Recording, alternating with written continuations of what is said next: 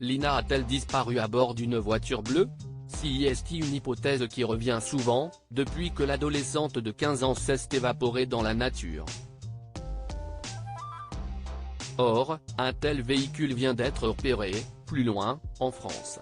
La jeune Lina, 15 ans, a disparu le samedi 23 septembre 2023 à Plaine, dans le Bas-Rhin, alors qu'elle se rendait à la gare de Saint-Blaise-la-Roche pour rejoindre son petit ami Tao. Jusqu'à présent, aucune piste ne mène à elle. Mais parmi les doutes qui ont été soulevés, on relève souvent la présence d'une voiture bleue. Or, un tel véhicule a été repéré plus loin, en France, près de Château-Renaud, au nord de la ville de Tours. Le mardi 17 octobre 2023, un hélicoptère de la gendarmerie a survolé les lieux à la recherche du propriétaire. Il aurait tenté d'aborder une fillette sur le chemin de l'école, comme le révèle la Nouvelle République.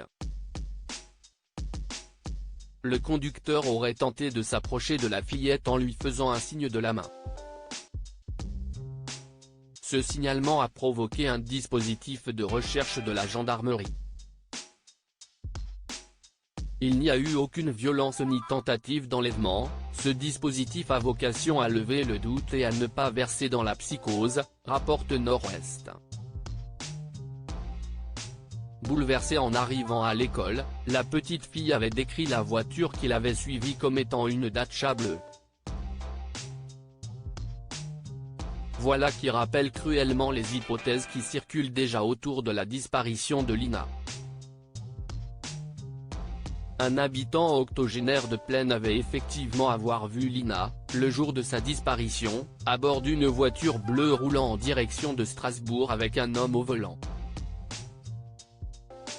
Elle était habillée en clair, se souvenait-il.